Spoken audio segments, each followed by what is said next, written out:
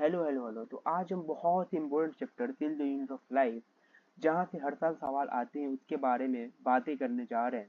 तो ये चैप्टर जब भी हम स्टार्ट करते हैं तो इस चैप्टर में एक सवाल एनसीईआरटी पूछता है कि वो क्या ऐसी चीज है जो किसी को लिविंग और किसी को नॉन लिविंग बताता है। मतलब वो क्या ऐसी बाउंड्रीज है जो ये तय करता है कि कोई भी चीज लिविंग है और कोई भी चीज नॉन लिविंग है।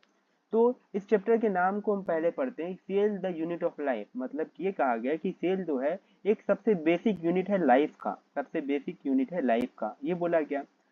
तो यहाँ से इस सवाल का जवाब ये हो जाएगा, ये जो सवाल है, अगर कोई लिविंग है इसका मतलब उसके पास कहीं ना कहीं सेल प्रेजेंट होगा, क्योंकि वो बेसिक यूनिट है ना यार। और कि कोई नॉन लिविंग उसके पास सेल प्रेजेंट नहीं होगा, एक भी सेल प्रेजेंट होना जरूरी है उसको लिविंग कहलाने के लिए। जैसा कि हम जानते हैं कि जो वायरस होगा, वायरॉइड हो गया, ये सब के इसके पास कोई भी सेल है नहीं, तो कोई भी सेल नहीं तो मतलब क्या, ये नॉन लिविंग हो गया। ठीक है, ये क्या है, वो नॉन लिविंग होता है। तो इसका आंसर भी जो एनसीईआरटी कुछ ऐसा देता है कि presence of basic unit of life, जो कि क्या है, जो कि सेल है। ठीक है, जो कि सेल है वो क्या होता है, in the all living organism, सभी में मिलता है। जो भी लिविंग है तो उसको कहलाने के लिए, लिविंग कहलाने के लिए एक सेल का भी होना जरूरी है। तो यहाँ पे ये पूछा गया, ये वही बताया गया कि all all organo are compose of the cell, ये बताया गया। उस पर बोला गया कि अगर एक सेल है तो उसको हम क्या कहेंगे, उसको हम कहेंगे यूनिसेलुलर। क्या कहेंगे, उसको हम कहेंगे यूनिसेलुलर। अगर बहुत सारा सेल है तो उसको हम क्या कहेंगे, उसको हम कहेंगे मल्टी सेलुलर। एक सेल है तो अगर एक सेल है तो वही तो भाई वो जो भी फंक्शन होगा उसमें वही परफॉर्म करेगा, वो एक सेल ही करेगा। और मल्टीपल सेल है तो यहाँ पे डिवीजन होगा कि भाई तू ये काम कर, तू ये काम कर, तू ये काम कर, ऐसा करके होगा। तो व्हाट इज सेल आ जाते हैं। व्हाट इज सेल में क्या बोला गया, बोला गया यही बात कि यूनिसेलुलर ऑर्गेनिज्म जो है ये क्या होता है, इंडिपेंडेंट एग्जिस्टेंस। मतलब क्या, ये एक ही सेल जो है ये सारा काम कर लेता है, रिस्पायरेशन वगैरह जो भी करना है वो ये एक ही सेल कर लेता है। और ये क्या करता है, performing the all essential function of life. और अगर सेल से कुछ छोटा है, मतलब सेल है ही नहीं, सेल अगर इनकम्प्लीट स्ट्रक्चर है, तो वो इंडिपेंडेंट लिविंग नहीं कहलाएगा। डज नॉट इंडिपेंडेंट लिविंग, जैसा कि हमने पहले भी जाना, पहले भी सुना। इसके बाद बोला जाता है कि सेल क्या है, सेल एक fundamental structure and functional unit of life है। जैसा कि हमने पहले ही जान लिया ये लाइन को भी, कि वो क्या होता है, वो स्ट्रक्चर और फंक्शनल यूनिट ऑफ लाइफ है।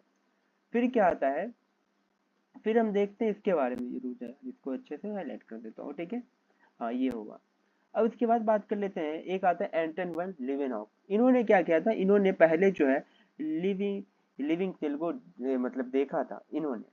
किसने, लिवेनहॉक ने। और रॉबर्ट ब्राउन जो थे उन्होंने डिस्कवरी किया था न्यूक्लियस का। ठीक है, रॉबर्ट ब्राउन डिस्कवरी किया था न्यूक्लियस का, और लिवेनहॉक से वो जो है वो लाइव सेल को देखे थे, वो जिंदा सेल को देखे थे। ठीक है, और जैसे जैसे टाइम बीतता गया, जैसे जैसे टाइम आगे बढ़ता गया, वैसे वैसे जो माइक्रोस्कोप में इम्प्रूवमेंट हुआ।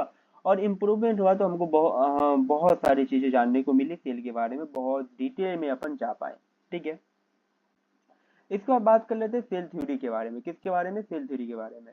तो सेल थ्योरी के बारे में ये कहा जाता है कि जो 1838 है, कब, 1838 की बात है, एक स्वीडन थे। और 1829 की बात है, 1839 की बात है, वो क्या थे, वो स्वान थे। ठीक है, वो स्वान थे। अब ये सिलिडिन जो, ये क्या है, एक जर्मन के बोटनिस्ट थे। अब पहले के एनसीईआरटी में ये लिखा हुआ कि ये ब्रिटिश के थे, लेकिन अब जो है एनसीईआरटी में चेंज कर गया है, ये स्वान भी जो है जर्मन के ही हैं। तो ये जर्मन और जर्मन के ही दोनों हैं, तो ये याद रख लेना। ठीक है, और ये क्या, जूलॉजिस्ट है।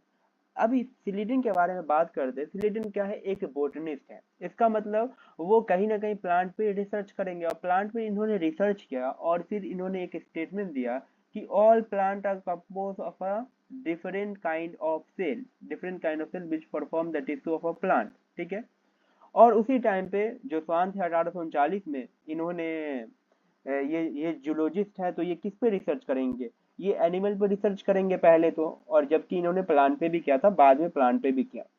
तो ये क्या हो गया, इन्होंने ये बोला कि जो cell has a thin outer layer, और जो सबसे बाहरी लेयर है वो पतली सी होती है, और वो बहुत ही पतली है, आउटर लेयर है, उसको अपन ने कहा कि ये प्लाज्मा मेम्ब्रेन है, जिसको अभी हम जानते हैं कि ये सेल मेम्ब्रेन है। ठीक है, सेल मेम्ब्रेन जानते हैं। इसके बाद बात कर लेते हैं जो प्रेजेंस ऑफ इन्होंने एनिमल पे, प्लांट पे भी रिसर्च किया, और इन्होंने कहा कि presence of a cell wall is a unique character of plant, plant के लिए यूनिक कैरेक्टर है। और उसके बाद स्वान ने हाइपोथेसिस दी कि बॉडी जो बना हुआ है किसका, प्लांट हो या एनिमल हो, प्लांट हो या एनिमल, बॉडी ऑफ प्लांट और animal are compose of cell and product of cell, और सेल के प्रोडक्ट के मिलकर के बना हुआ है। कौन, स्वान ने हाइपोथेसिस ऐसा ऐसा दिया। इसके बाद बात कर लेते हैं Schleiden and Schwann together formulated the cell theory, इन्होंने सेल थ्योरी बनाया। और उसके बाद ये सेल थ्योरी जो है ये क्या एक्सप्लेन नहीं कर पाया कि न्यू सेल कैसे बना भाई। इन्होंने तो ये कह दिया कि जितने भी एनिमल का बॉडी हो या प्लांट का बॉडी हो वो सेल और उसके प्रोडक्ट से बने, लेकिन ये एक्सप्लेन नहीं कर पाया कि न्यू सेल आ कहाँ से रहा है। तो उसके बाद एंट्री हुई किसकी, रोडोल्फ विर्चो की। कब, 1855 में ये आए और इन्होंने ये दिया ओमनिस सेलुला ई सेलुला, ओमनिस सेलुला ई सेलुला। इसका मतलब ये है कि जितने भी न्यू न्यू सेल आ रहे हैं वो कहीं ना कहीं प्री एग्जिस्टिंग सेल से ही बन रहे हैं, ठीक है, प्री एग्जिस्टिंग सेल से ही ये बन रहे हैं।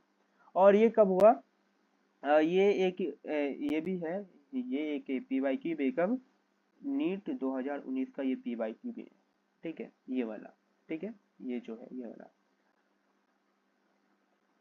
इसके बाद बात कर लेते हैं कि जो हमने सेल थ्योरी हमने देखा, सेल थ्योरी क्या था, सेल थ्योरी था कि all living organ are compose of a cell and product of a cell. And ये जो है फाइनल शेप दे दिए, कौन, विर्चो आए, विर्चो ने फाइनल शेप दिया कि all cell arise from the pre existing cell, ठीक है, जितने भी सेल है वो प्री एग्जिस्टिंग सेल से अराइज हुआ है। तो भाई ये था आज का इतना ही, और देखते हैं यार कैसा लगा आप लोगों को, कमेंट में बताना, और सब्सक्राइब कर लेना यार ऐसे ही वीडियोस के लिए, और कमेंट में जरूर बताना कैसा लगा। ठीक है, मिलते हैं यार नेक्स्ट वीडियो में।